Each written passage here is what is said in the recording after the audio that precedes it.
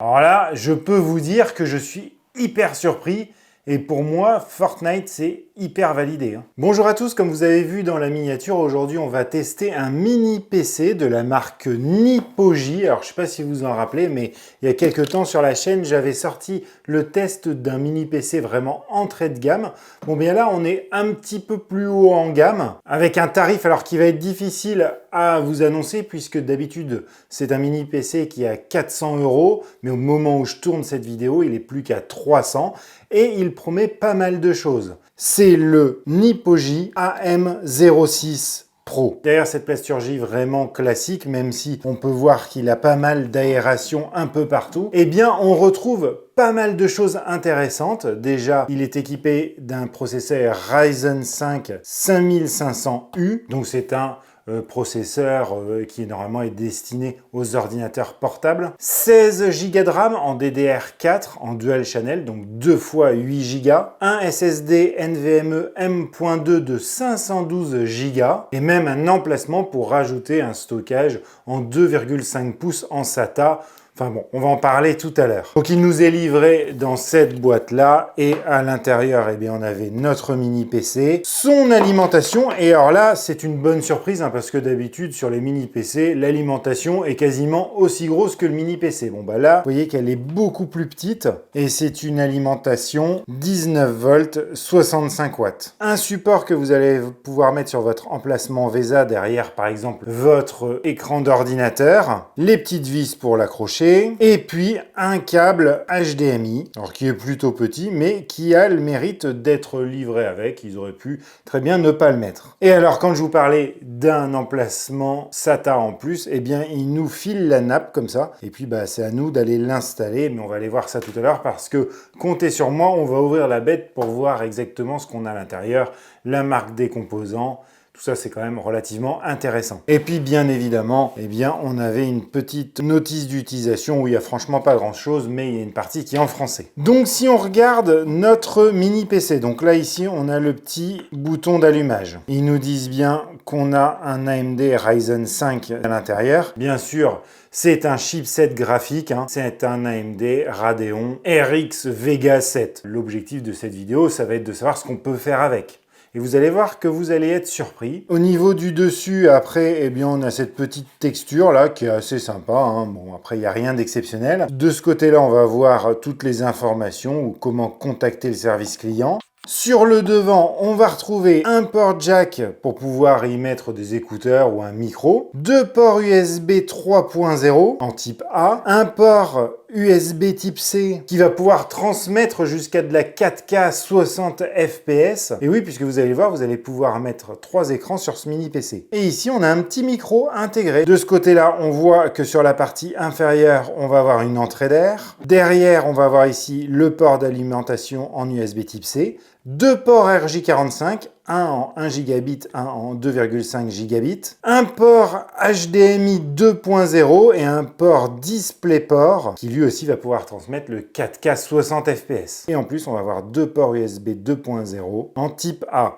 Vous voyez qu'ici, alors je ne sais pas où est l'extraction et où est l'entrée d'air, mais voilà, on en a un petit peu partout. On en a dessous ici, même le dessous ici. Alors on le voit peut-être pas bien à la caméra, mais il y a des entrées d'air. Donc il a l'air d'être pas mal ventilé, donc ça c'est un plus. Et si on parle encore connectivité, sachez qu'il a le Wi-Fi intégré, donc on peut aller se connecter sur un réseau Wi-Fi 2,4 ou 5 GHz. Il manque le Wi-Fi 6. Et on a aussi le Bluetooth. Alors là, par contre, on va être qu'en Bluetooth 4.2. Et bien, ce qu'on va faire avant de le tester, eh bien, c'est l'ouvrir pour qu'on regarde vraiment ce qu'il y a à l'intérieur. Mais j'allais oublier de vous parler de quelque chose de très important. Il fait 13,4 cm de largeur sur 13,4 de profondeur sur 5 cm de hauteur.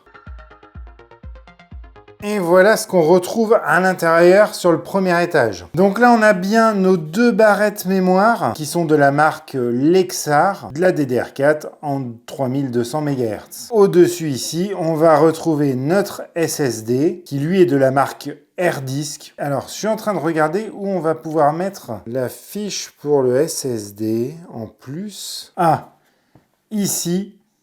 Et comme ça, vous allez pouvoir le faire tenir après dans le couvercle dessous là, vous allez pouvoir l'accrocher à cet emplacement-là. Donc bon, en fait, c'est pas trop mal. Bon, ça aurait été quand même mieux que ce soit câblé dès l'origine. Alors, on va regarder ce qu'il y a dessous la carte mère.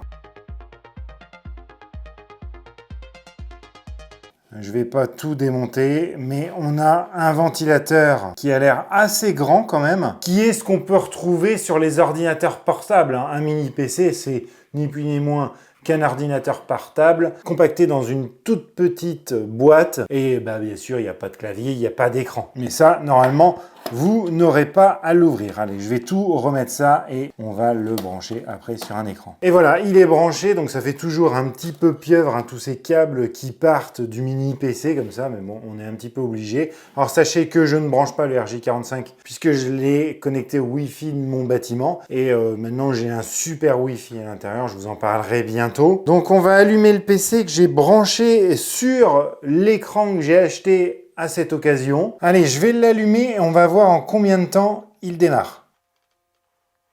22 secondes, franchement, c'est pas mal. Alors, sachez que tous les tests que je vais faire, je n'ai pas mis OBS, par exemple, dessus pour ne pas ralentir hein, au niveau des benchmarks qu'on va faire. Bon, par contre, j'ai installé pas mal d'applications pour pouvoir faire des tests. Donc, le SSD est un petit peu chargé. Sachez qu'on a une version de Windows 11 professionnelle et elle est activée. Et pour commencer les tests comme ça, ce que j'aime bien faire, eh bien, c'est regarder ce que vaut le SSD.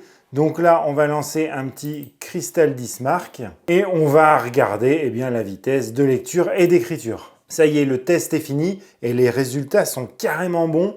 On est à 3500 mégabits par seconde de lecture et 3105 d'écriture. Alors là, on est quand même dans le haut du panier. Hein. Les meilleurs vont aller vers les 5000. Donc là, on est quand même sur un SSD de très bonne qualité. Donc ça va vraiment l'aider eh bien, dans son fonctionnement de tous les jours, puisque la lecture et l'écriture de données seront très rapides. D'ailleurs, c'est pour ça hein, qu'il démarre très rapidement. Un test aussi hyper important à faire, hein, ça va être un 3D Mark. C'est en fait un benchmark qui va nous donner des informations précieuses sur la puissance de ce mini PC et en gros ce qu'on va pouvoir faire avec. Et le résultat est plutôt moyen. Hein. Alors, on a un CPU score, donc le microprocesseur, le Ryzen 5, qui est pas trop mal.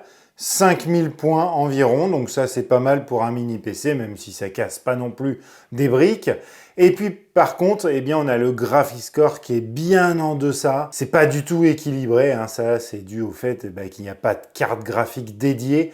On a juste un chipset graphique qui va tirer quand même les performances vers le bas. Donc ça va être plutôt pour les jeux. Hein. Vous allez voir qu'on va pouvoir faire pas mal de choses avec quand même. Et ce qui va nous intéresser, eh bien, c'est la température aussi. Est-ce qu'il chauffe, ce mini PC? Quand il est bien sollicité, on peut se rendre compte que la température du CPU monte jusqu'à 85 degrés, ce qui est assez élevé, mais qui n'est pas non plus hyper excessif.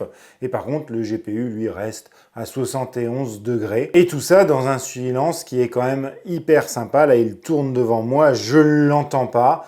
Et quand il va demander beaucoup de calculs, il va avoir besoin d'accélérer son ventilateur. Donc là, on l'entendra un petit peu, mais c'est franchement pas gênant. Donc maintenant qu'on a fait le petit check-up de ce PC, eh bien on va regarder ce qu'on peut faire avec. Alors déjà, ce que je peux vous dire, c'est que les tâches classiques, comme aller sur Internet, tout ça, ça va très très vite. Voilà, vous voyez, c'est quasiment instantané.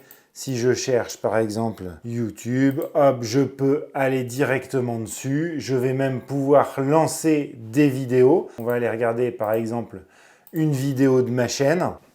Comme c'est du 4K, eh bien on va pouvoir voir si ça fonctionne bien. Ah voilà, je peux monter en 4K. Alors, il va être capable d'afficher du 4K, ça, il n'y a pas de problème. Par contre, moi, mon écran, c'est du 1080p. Vous voyez, ça marche très bien. Il n'y a pas de ralentissement. J'ai aucun problème avec ça. Donc, vous allez pouvoir regarder du contenu multimédia sans aucun souci. Et puis, autre chose qu'on va vouloir faire peut-être, c'est de la bureautique.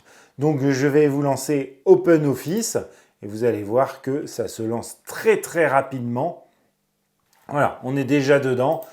Donc, on va voir que la fluidité est là et ça, c'est vraiment coolos. Autre chose qu'on pourrait avoir envie de faire, eh bien, c'est du montage vidéo. Et oui. Et on va voir s'il est capable de monter une vidéo en 4K. Je la mets dans ma timeline. Elle est là. Je peux tout de suite lire le 4K à l'intérieur de mon logiciel de montage sans aucun problème. Donc là, c'est assez fluide, il n'y a pas de problème.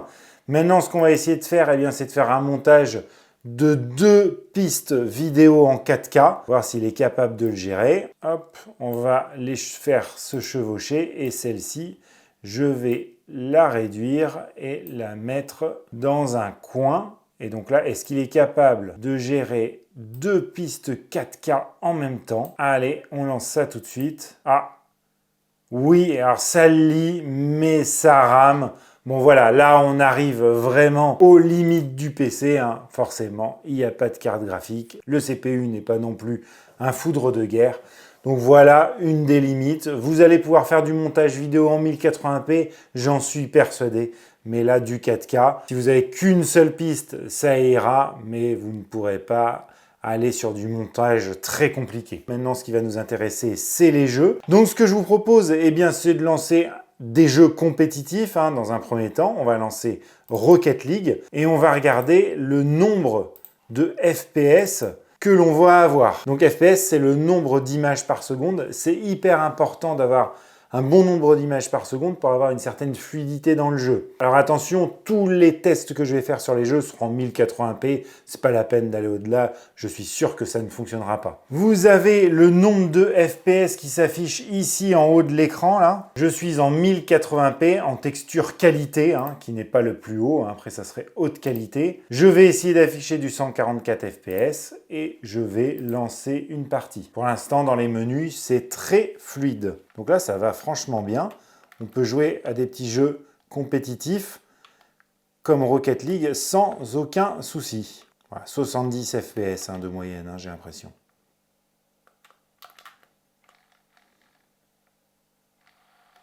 Donc Rocket League, c'est validé. On va maintenant lancer GTA et on va lancer le benchmark. Mais on voit que les performances ne sont pas exceptionnelles. Bon, ça permet de jouer, mais on n'aura pas une fluidité de ouf. On est à 37-38 FPS. Et ça va être globalement comme ça sur tout le test. Donc voilà, c'est pas ouf pour jouer hein. En dessous de 50-60 FPS. C'est pas ouf. Mais vous voyez que franchement, bah, on peut jouer, hein, ça va. Hein. Voilà, c'est quand même fluide. Vous voyez, je suis à 38 FPS. Donc GTA... Pour une tour classique, j'aurais dit que c'était pas validé, mais là, pour un mini PC, je trouve ça pas si mal. Maintenant, on va regarder Fortnite. Et là, le PC s'énerve un peu. Hein. Là, le ventilateur tourne plus vite. Je sais pas si vous entendez. Je suis en 1080p. Bon, j'ai mis 144 FPS. Et je suis en mode performance. Et là, c'est quand même la grosse surprise. Hein. Alors, j'ai pas l'habitude d'y jouer, mais vous voyez, 100 FPS. 130. Alors là, je peux vous dire que je suis hyper surpris. Et pour moi, Fortnite, c'est hyper validé. Hein. Maintenant, on va aller voir sur un jeu plus gourmand. Hein. Alors, donc, on va lancer Tomb Raider. Et on va aller directement lancer un benchmark. Donc là, je suis en 1080p. J'ai arrêté tout ce qui était que de la beauté du graphisme. Et je lance le benchmark. Bon, et là, les débuts sont pas fameux. Hein. On est à 24 images par seconde, 22, 23. On va laisser finir le test. Et là, eh bien, on va être à 23 FPS de moyenne, donc c'est vraiment pas ouf. Hein. Et donc, pour conclure sur ce PC, eh bien, je trouve qu'il est plutôt polyvalent, même s'il a des performances modestes. Ça lui permet quand même de faire de la bureautique, de consulter du contenu multimédia, de faire un petit peu de montage vidéo, et puis de jouer à certains jeux. Et là où j'ai été surpris, c'est Fortnite, hein, on a quand même pas mal de FPS, et également GTA qui reste jouable. Voilà, donc si vous cherchez un petit PC polyvalent pas très cher, alors je suis conscient quand même que 300 € c'est une somme, mais il me paraît hyper bien placé au niveau tarifaire en ce moment. N'hésitez pas à me dire ce que vous en pensez en commentaire. Merci d'avoir regardé la vidéo jusqu'au bout, et moi je vous dis à très bientôt sur Vintech pour de nouveaux tests domotique et tech. Allez, ciao!